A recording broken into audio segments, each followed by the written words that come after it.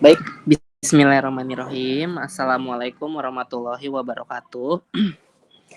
Baik anak-anak, hari ini atau di video kali ini Pak Budi mau ngelanjutin materi pembinaan Olimpiade untuk di bab ini masih cabang ilmunya masih cabang ilmu kimia fisika ya. Jadi nanti kita akan banyak ngebahas konsep-konsep fisika juga di dalam ilmu kimia ini. Nah, kita masuk ke bab 2-nya. Kemarin kan bab 1-nya kita udah ngomongin tentang gas ya. Nah, bab 2-nya itu kita ngomongin tentang yang namanya termodinamika kimia atau disebut juga dengan nama termokimia ya.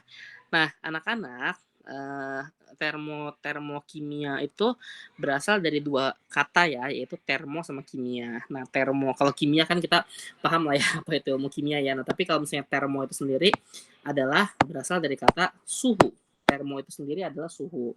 Nah, kenapa sih suhu itu bisa terbentuk atau suhu itu contoh misalnya ya, kamar kita kalau dipakein AC sama ketika AC-nya dimatiin kan pasti berbeda suhunya, ya enggak?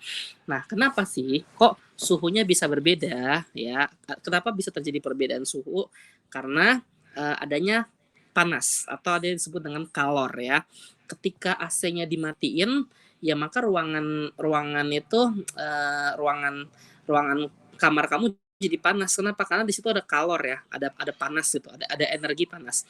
Nah, ketika dinyalain AC-nya, nah itu kalornya atau panasnya itu dibuang gitu istilahnya ya sama si AC ini kayak gitu. Jadi sebenarnya dingin itu tuh nggak ada ya. Dingin itu adalah kalau dingin itu adalah kondisi di mana ketika tidak ada panas seperti itu. Jadi nggak ada namanya energi dingin, adanya energi panas gitu ya, atau disebut juga dengan kalor seperti itu. Jadi kenapa bisa ada perbedaan suhu di sini?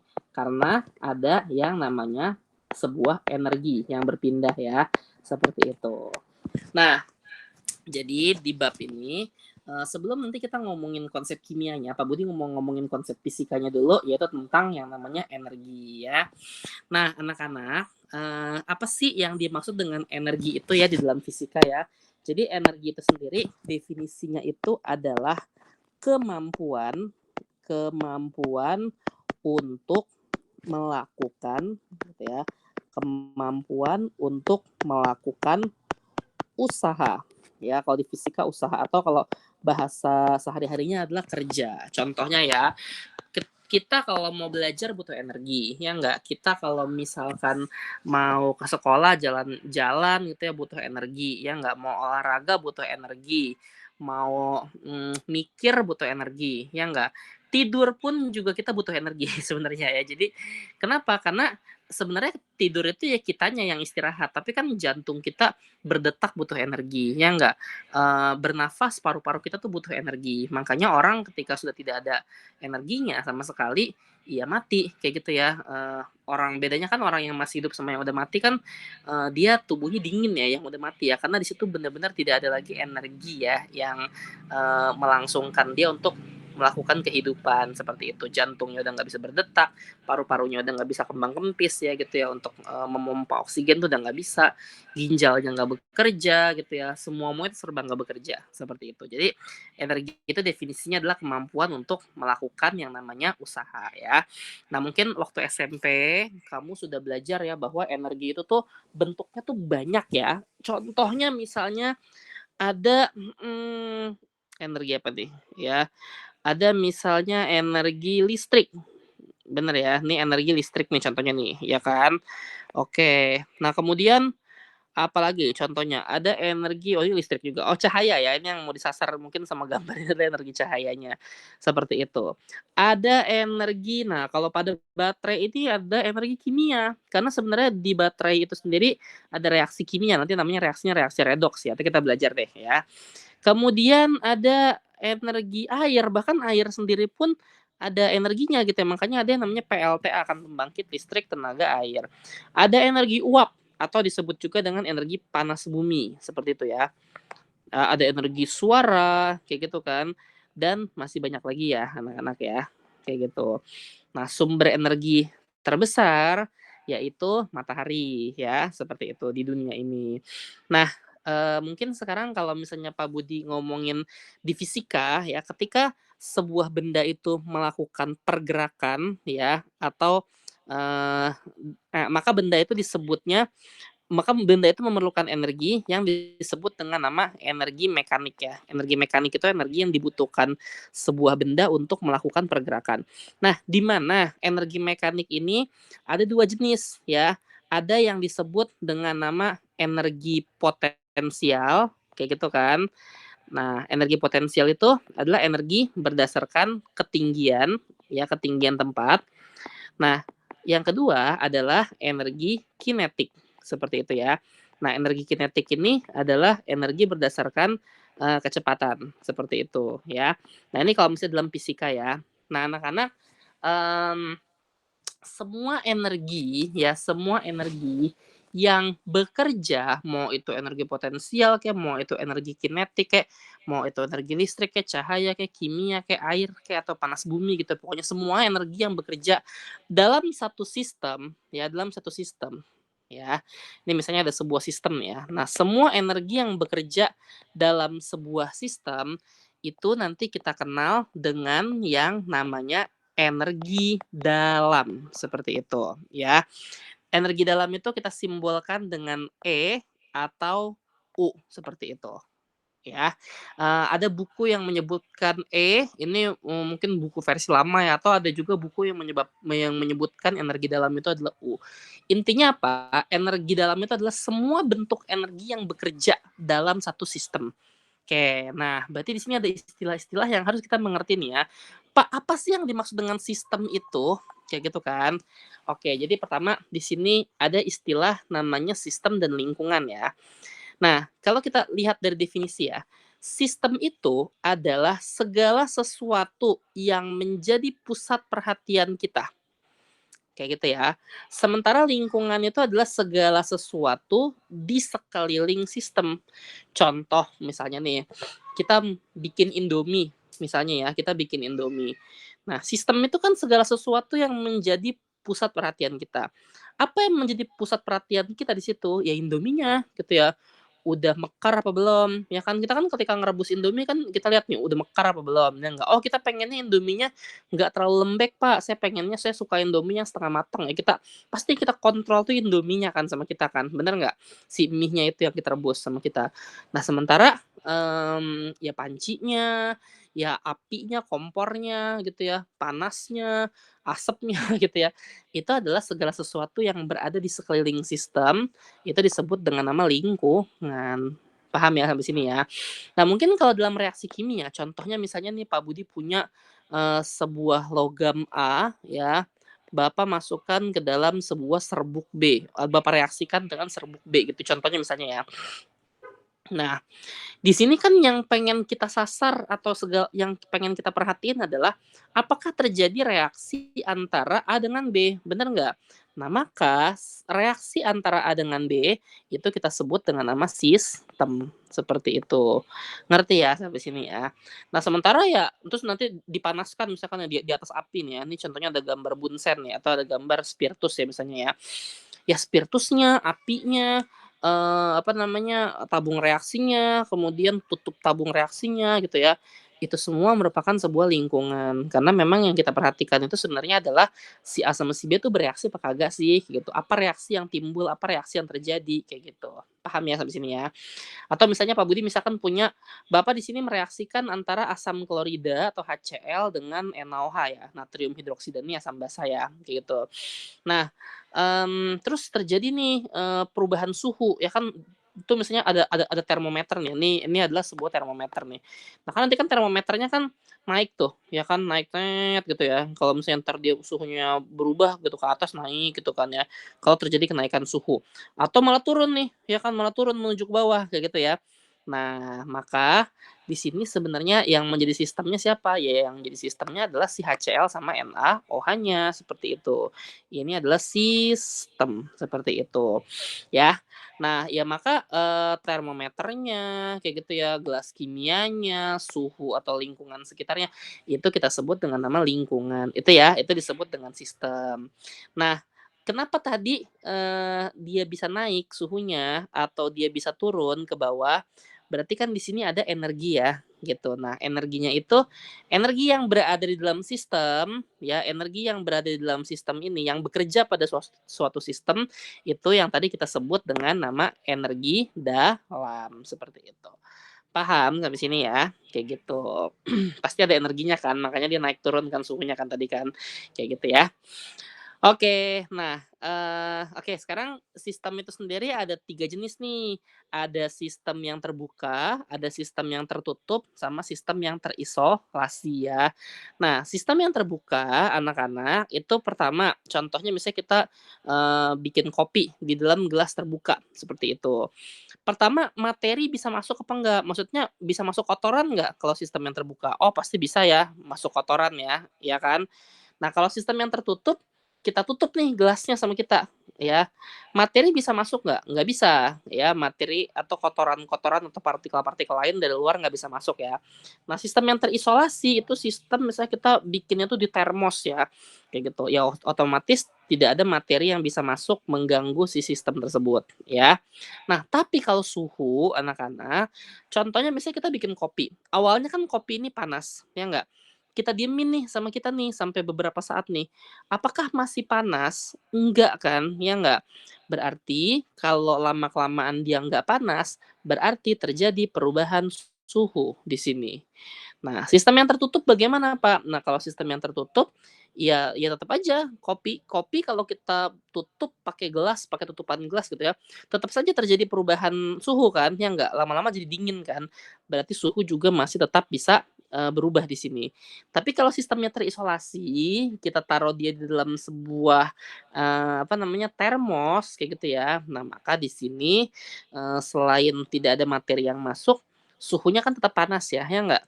Kalau air kita taruh termos, masih tetap panas kan, ya enggak? Nah, maka di sini suhu pun juga tidak terjadi perubahan ya, kayak gitu. Oke, itu konsep sistem dan lingkungan ya, kayak gitu. Baik, nah next, di sini, kita belajar ada yang namanya hukum pertama termodinamika ya. Hukum pertama termodinamika atau disebut juga dengan hukum kekekalan energi. Ini kita baca yuk sama kita yuk. Di sini katanya, hukum pertama termodinamika itu menyatakan bahwa energi itu tidak dapat diciptakan dan tidak dapat dimusnahkan. Benar ya, sama seperti kita belajar hukum kekekalan massa. Massa itu di dunia ini tuh kekal ya, nggak pernah bisa diciptakan dan nggak pernah bisa dimusnahkan. Bahkan kalau misalnya ada manusia yang mati, ya terurai doang badannya, terus nanti dia berpindah bentuk kan, ya nggak? Nah sama anak-anak, begitu pun juga dengan energi ya. Dari pertama kali Allah menciptakan bumi ini, gitu ya, sampai nanti hari kiamat datang, yang namanya energi itu tidak dapat diciptakan, yang nggak bisa ditambah, nggak bisa dikurang, tetap segitu. Cuman dia berpindah bentuk dari satu bentuk ke bentuk yang lain. Contoh misalnya ketika kita mengadakan acara nih gitu ya pakai mikrofon kan ya nggak, itu berarti dari energi listrik berubah menjadi energi suara seperti itu ya. Lampu itu adalah energi listrik berubah menjadi energi cahaya seperti itu ya. Dan masih banyak lainnya ya. Contohnya tadi PLTA, pembangkit listrik tenaga air. Dari air berubah menjadi listrik, seperti itu. Kayak gitu ya anak-anak ya. Jadi, yang namanya energi di dunia ini tuh nggak akan pernah habis sebenarnya ya, segitu-segitu aja, kayak gitu. Cuman dia dikelola aja gitu ya, dikelola, supaya jadi bentuk yang lain, kayak gitu ya. Kayak gitu. Itu, apa namanya, hukum termodinamika tuh yang hukum hukum termodinamika yang pertama ya, atau disebut dengan hukum kekekalan energi, kayak gitu.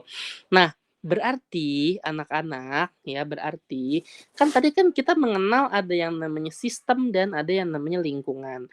Kalau misalnya sistem itu punya energi, ya. Nih misalnya Pak Budi punya sistem nih. Nih misalnya ada sebuah sistem nih, sistemnya misalnya tadi HCl tambah NaOH deh. Lingkungan sekitarnya juga punya energi. Nah, maka berdasarkan hukum kekekalan energi ini, berarti energi sistem ya, itu sama dengan kalau ditambah sama energi lingkungan ya, itu sama dengan nol, kayak gitu ya. Nah, berarti kalau misalnya secara matematika nih kalau kita pindah ruas, ini kita pindahin ke kanan sama kita, berarti energi sistem, ya enggak, Kalau pindah ruas yang tadinya positif jadi min, energi lingkungan, seperti itu. Ya anak-anak sekalian ya. Jadi artinya apa? Kalau misalnya sistemnya itu mengeluarkan energi sebesar 50 kilojoule misalnya ya, maka lingkungan juga, memasukkan energi sebesar minus 50 kilojoule. Nah, tanda ini plus sama minus ini cuman tanda, matematis saja ya, artinya yang satunya melepas, yang satunya menerima, seperti itu. Ya kenapa? Ya karena tadi, kenapa di sini ada kata ada sama dengannya, kayak gitu ya, karena tadi energi itu tidak bisa berkurang dan tidak bisa bertambah, seperti itu. Ya anak-anak sekalian ya, kayak gitu. Oke, paham ya sampai sini ya? Nah, sekarang, bentuk energi energi itu kan, apa ya, susah ya untuk diukur ya. Nah, jadi untuk mengukur sebuah energi, bentuk ya, bentuk daripada sebuah energi atau bentuk daripada itu yang bisa kita ukur apa, Pak? Gitu kan energi itu banyak banget, ya nggak? Ada energi potensial, kinetik, dan segala macamnya ya. Nah, tapi ini karena kita lagi ngomongin kimia nih anak-anak ya, kita bisa mengukur energi dengan 2 variabel, ya, atau dengan 2 cara. Pertama, yaitu bentuknya adalah kalor atau panas ya. Oh, kalau panas bisa langsung diukur ya nggak? Makanya kan kalau kita ngomongin energi tuh random banget ya, maksudnya random tuh apa sih yang diukur dari sebuah energi itu besaran apa yang diukur gitu ya.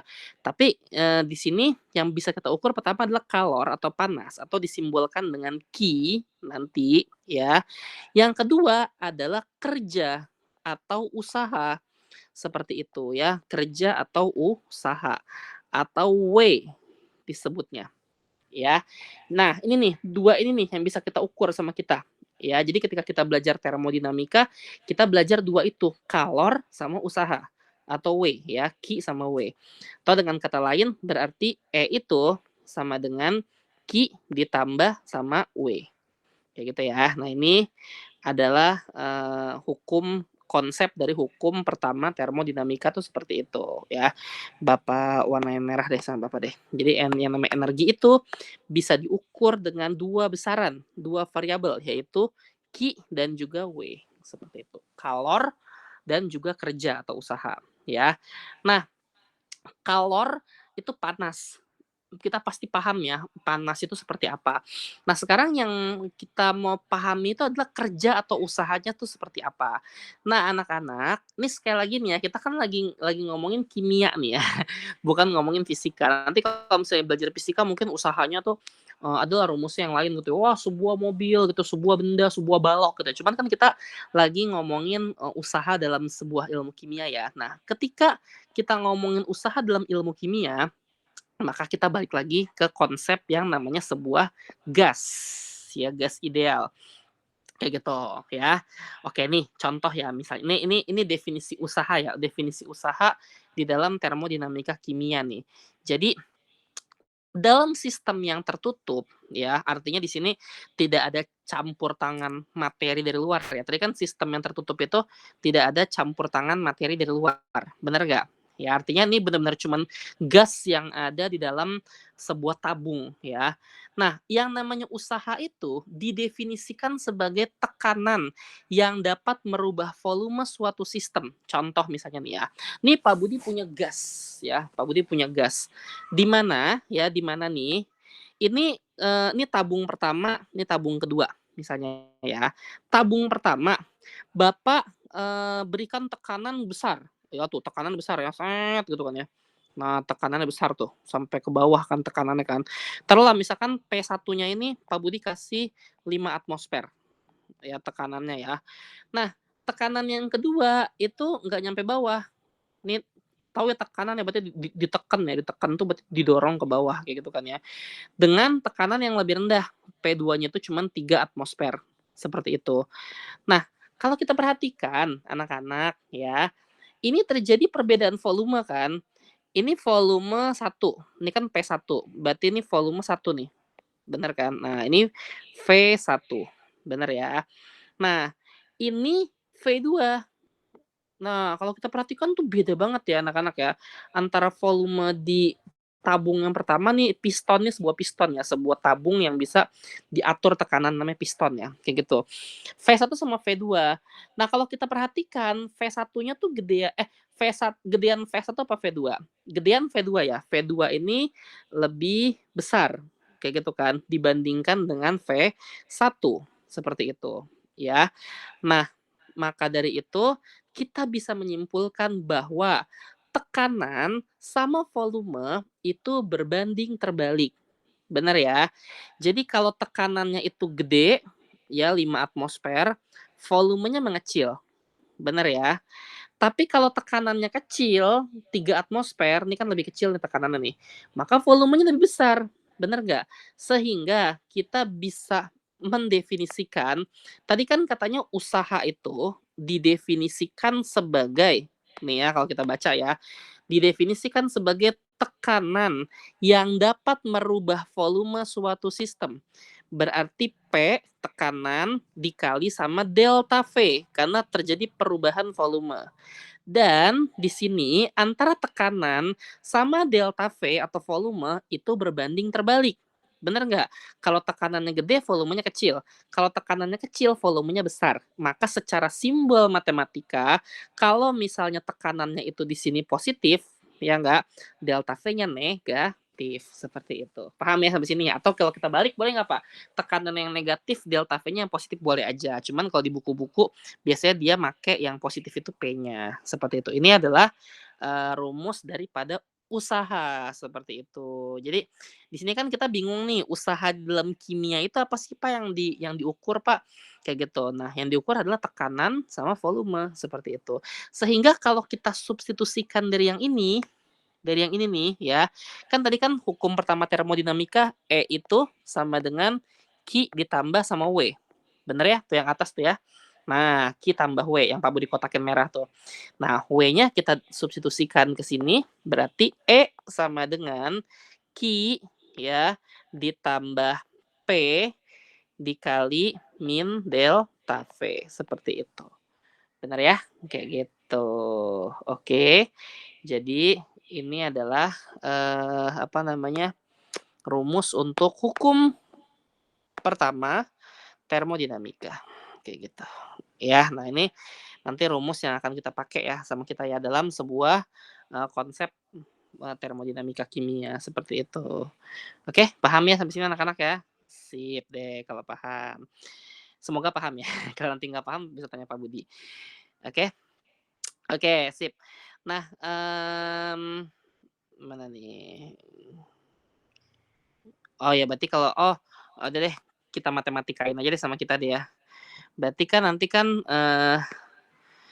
ini kan apa sih positif sama negatif itu jadi negatif ya. Jadi kalau misalnya kita biar praktis aja biar langsung rumus jadinya E itu sama dengan Q dikurang P dikali delta V. Ada gitu aja ya. Nah, ini yang lebih ringkas lagi seperti ini. Oke. Nah, kayak gitu tuh. Nah, ini yang kita pakai nih. Oke, paham ya sampai sini ya. Nah, jadi nanti yang penting juga ya, yang penting juga adalah berarti kita di sini punya 3 variabel nih. Kita punya E, kita punya Q, sama punya W. Benar ya? E, Q, sama W. Nah, nanti kalau misalnya energinya itu positif ya, berarti itu tandanya sistem itu menyerap energi. Kayak gitu. Jadi ketika ini Pak Budi punya sistem gitu ya, punya sistem nih. Ketika sistemnya itu menyerap energi, maka tandanya itu positif, E-nya itu positif, gitu ya. Tapi kalau sistemnya justru melepaskan energi, berarti E-nya itu adalah negatif. Jadi tanda ini penting ya di sini ya. Kayak gitu. Nah, sama seperti kalor, karena kalor itu adalah bentuk energi, berarti sama ya. Kalau misalnya sistemnya itu menyerap kalor, menyerap Q, maka Q-nya di sini positif. Tapi kalau sistemnya itu ngebuang kalor atau melepaskan kalor, maka Q-nya itu negatif, seperti itu. Nah, kalau W, gitu, itu kebalikannya anak-anak gitu ya. Ketika sistemnya itu melakukan kerja, ya, ketika sistemnya itu melakukan kerja, capek nggak? Capek. Energinya kebuang nggak? Energinya kebuang kayak gitu. Ya, maka ketika sistemnya itu melakukan kerja di sini W-nya itu bertanda negatif ya. Karena dia capek kan sistemnya melakukan kerja kan kayak gitu. Energinya kebuang ya, sama seperti melepaskan energi ya. Tapi kalau misalkan lingkungan yang melakukan kerja, ya bahasa gampangnya nih si sistemnya ini nih punya pembantu ya. Jadi yang kerja itu lingkungannya. Capek nggak sistemnya? Nggak capek. Justru malah sistemnya ini kebanyakan energi ya. Jadi W-nya itu bertanda positif seperti itu. Ya itu bahasa-bahasa yang mudahnya seperti itu ya. Ya contoh yuk, misalnya Pak Budi punya soal seperti ini nih. Sejumlah gas mengembang dari volume 2 liter menjadi 6 liter. Ya, berarti di sini V1-nya adalah 2 liter, V2-nya adalah 6 liter. Nah, maka delta V itu berarti besar kurang kecil ya, 6 dikurang 2 sama dengan 4 liter. Pada suhu konstan, ya, artinya di sini kita tidak memperhitungkan suhu ya. Hitunglah kerja yang dilakukan gas apabila dia mengembang A pada ruangan hampa seperti itu. Nah, anak-anak, ketika di sini ruangan hampa, berarti kalau misalnya di sini ruangan hampa nih, ini nggak ada gas sama sekali ya, namanya juga ruangan hampa ya enggak. Ketika tidak ada gas sama sekali, ya berarti tidak bisa melakukan tekanan ya. Berarti kalau kita hitung sama kita kan W itu kan sama dengan apa? P nih ya. W itu sama dengan P dikali min delta V ya.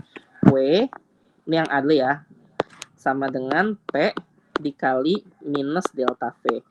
Ya ketika tidak ada gas, ya ini 0. Ya enggak, tekanannya 0 karena enggak ada yang bisa tekan di situ ya. Ya 0 dikali minus 4 ya sama dengan 0. Ya, jadi ketika dia itu ruangannya hampa, tidak ada gas sama sekali, berarti usahanya atau kerjanya itu sama dengan 0. Kayak gitu ya. Oke, nah Pak, kalau misalnya yang B ini ada nih Pak gasnya Pak, dan dia punya tekanan 1,2 atm ya, berarti kan W itu kan sama dengan ya P dikali minus delta V gitu ya. Nah, berarti tekanannya itu 1,2 dikali sama min 4. Ya berarti sama dengan minus 4,8 kayak gitu ya. Oke, nah itu ATM ya.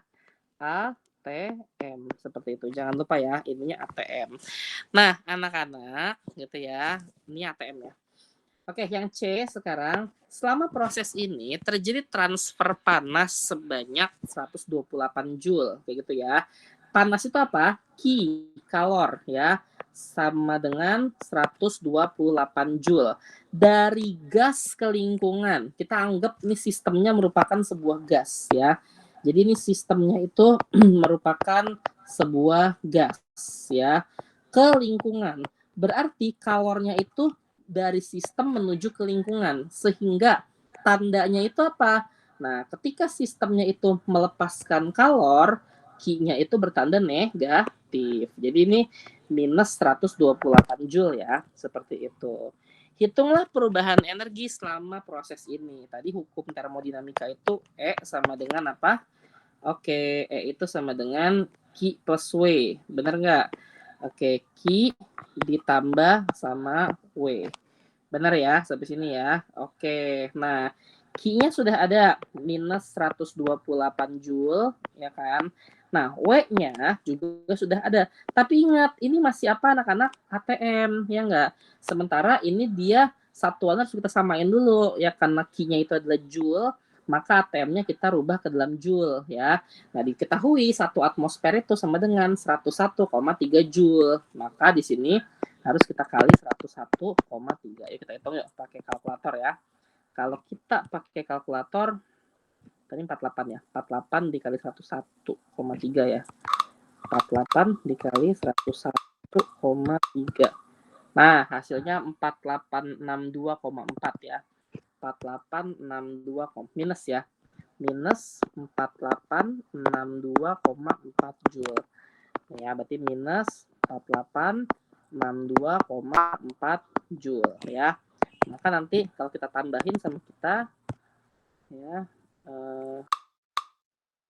ditambah berapa tadi? Lupa Bapak jadinya. 1818 ya. Oke, hasilnya itu adalah 4990 ya. 4990,4 minus 4990,4 4,4 Joule seperti itu. Atau nanti biasanya kalau energi itu dia umumnya tuh mintanya kilojoule ya. Jadi kita tinggal mundurin aja dari joule ke kilojoule kan naik 3 kali ya tangganya ya. Berarti 1, 2, 3. Berarti min 4,99 ya kilojoule ya segitu. Paham ya sampai sini anak-anak sekalian ya. Oke, yuk nanti biar bisa kerjakan latihan soalnya ya. Oke, nah anak-anak ini konsep dasar fisika ya, ini masih fisika sebenarnya ya, yang harus kita mengerti. Nah sekarang kita masuk ke termokimia ya, kita masuk ke mungkin nanti di video berikutnya aja ya termokimia ya biar nggak kepanjangan. Tadi kan energi itu sendiri didefinisikan sebagai Q ditambah sama W, seperti itu ya. Oke, nah Q di sini adalah sebuah kalau misalnya kita pakai persamaan ini kalornya tuh umum banget gitu ya. Kalor itu kan bisa berasal dari mesin, ya kan? Bisa berasal dari mesin, bisa berasal dari apa misalkan contohnya ya. Jadi kalor itu tuh umum banget ya, umum banget kayak gitu. Dari matahari ya kan itu ada kalor kayak gitu. Dari apa lagi misalnya ya. Nah, cuman kalau karena kita lagi ngomongin kimia, nah kalau kita ngomongin kalor yang berasal dari reaksi kimia atau kalor yang menyertai reaksi kimia, nanti tandanya itu berubah dari Ki menjadi H ya. Artinya nih, ini sebenarnya sama-sama kalor ya, sebenarnya sama-sama kalor, cuman kalor yang menyertai reaksi kimia. Nah, kalor yang menyertai reaksi kimia nanti kita sebut dengan nama entalpi seperti itu atau H. Jadi nanti di video berikutnya Bapak sudah nggak ngomongin fisika secara umum lagi, ini kan masih fisika secara umum ya, kayak gitu ya, nggak ngomongin energi secara umum lagi, kita sudah masuk ke energi yang menyertai reaksi kimia atau kalor yang menyertai reaksi kimia yang disebut juga dengan nama entalpi seperti itu. Makanya materi tentang termodinamika itu tuh materinya di fisika nanti ada juga nih termodinamika nih, tapi di sini kita batasi termodinamikanya adalah termodinamika kimia seperti itu atau disebut juga dengan termokimia seperti itu ya. Oke, mungkin itu yang bisa Bapak sampaikan di materi yang hari ini. Nah, ini ada latihan soalnya ya. Tadi kan sudah Bapak kasih contoh ya. Ini latihan soalnya, silakan kamu screenshot dan kamu kerjakan ya. Nanti kalau misalnya mau minta cek sama Bapak, boleh silakan PC Bapak. Pak, jawaban saya udah benar apa belum? Silakan ya. Oke, mungkin itu saja yang bisa Bapak sampaikan. Bapak akhiri di video pertama ini. Kurang lebihnya Bapak mohon maaf. Wabillahi taufiq wal hidayah. Assalamualaikum warahmatullahi wabarakatuh.